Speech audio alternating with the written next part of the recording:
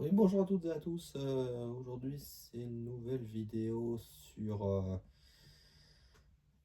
l'après-diagnostic et la façon dont on peut vivre son autisme au travail sans culpabilisation, en étant bien. Et des fois, c'est pour des raisons de survie parce que quand on fait un burn-out autistique, on est obligé de toute façon de changer de mode de vie, j'ai envie de dire.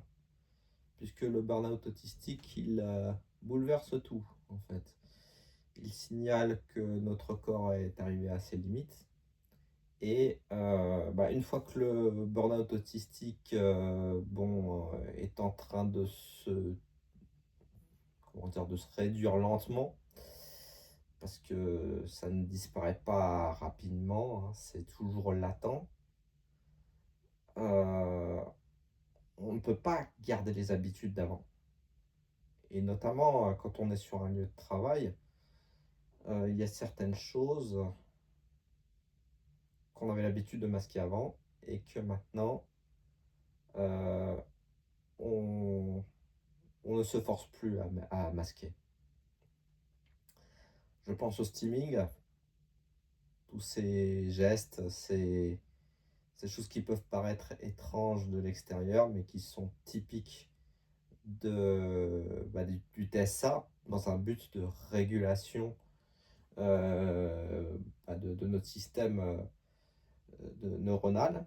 Et également, après, il y a d'autres comportements. Moi, en ce qui me concerne, bon, comme je disais dans la précédente vidéo, je suis, je ne suis plus du tout en recherche de socialisation parce que ça m'épuise. Donc, mes collègues ont remarqué, et je pense qu'ils sont quand même assez ouverts, un changement dans ma manière de communiquer. Je ne vais plus chercher à être aussi présent auprès d'eux. Je suis plus distant, mais je suis toujours là. Je suis toujours prêt à les aider. Comment dire?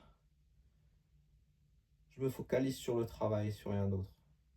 La vie perso, tout. Bon, je vais te demander de temps en temps des nouvelles des enfants, collègues, mais ça va jamais être très poussé et ils le comprennent bien, quoi. Euh, Maintenant, voilà, il y a quand même un petit truc que je constate, parce que bon, il faut tout pour faire un monde, hein.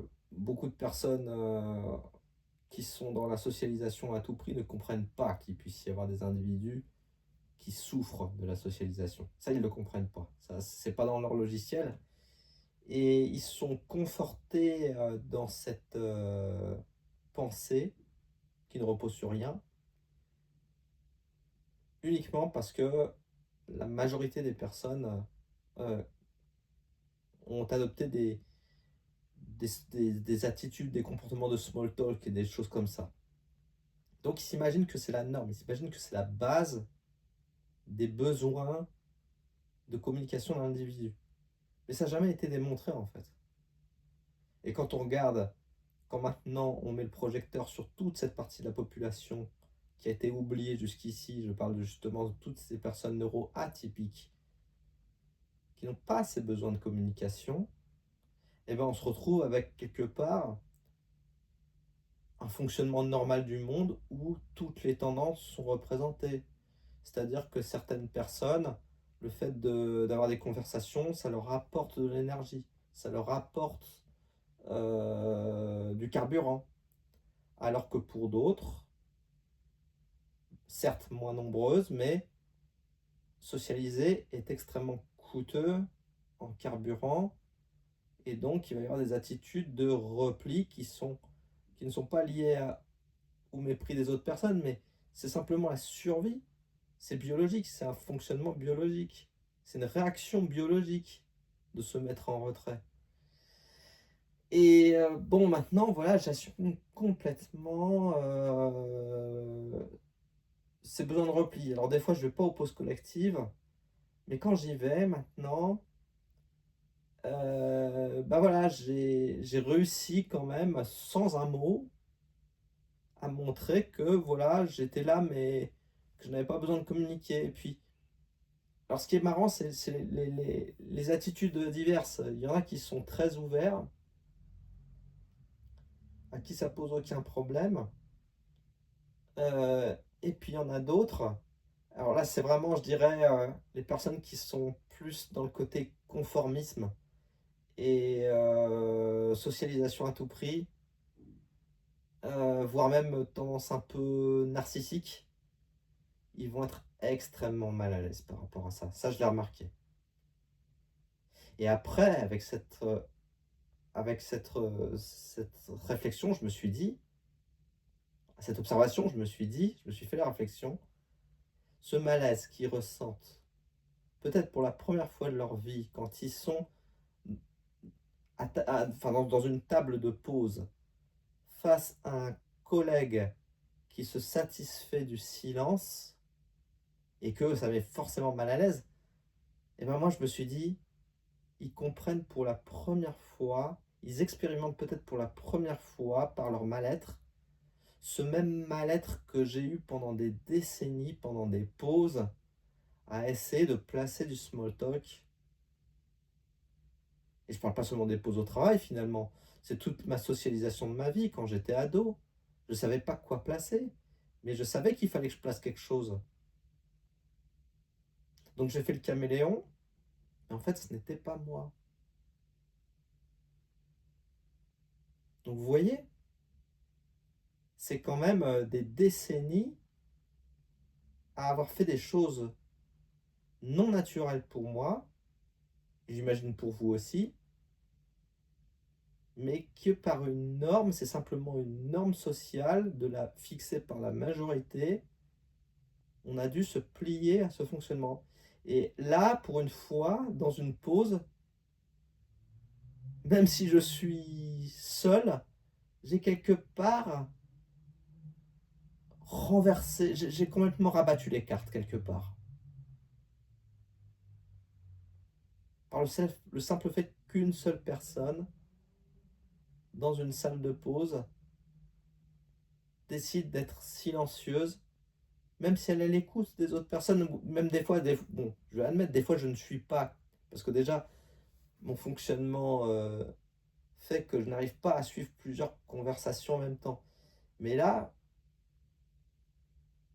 même une conversation, des fois, je vais rester silencieux. Et des fois, il va y avoir des personnes qui se lèvent. Et si, par exemple, je reste et qu'une personne qui a justement tendance à fonctionner beaucoup par le small talk reste avec moi, elle va vite se lever, elle va vite partir. Parce qu'elle est mal à l'aise. Elle ne sait pas quoi faire du silence. Elle interprète mal le silence. Alors que moi, je peux avoir d'autres collègues. Bon, ils sont pas bien nombreux, certes, mais on va réussir à rester silencieux l'un d'un côté en respectant le silence de l'autre et en interprétant ce silence comme un respect du silence de l'autre tout en restant en sa compagnie et en étant à l'aise avec ce silence. Donc comme quoi le silence, contrairement à ce qu'on pense, ça peut être très respectueux de l'autre personne. Et puis il faut bien se dire que dans certaines civilisations et même dans d'autres époques, le silence était aussi une preuve de respect par moment. Il valait mieux se taire que parler pour parler, hein.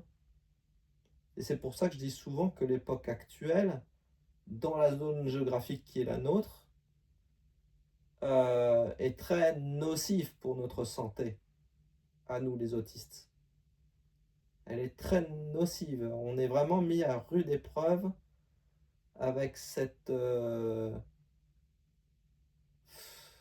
comment dire, cette injonction à communiquer, cette injonction à socialiser, ainsi que tous les canaux de communication qui, qui nous bombardent à tous les moments de la journée, hein.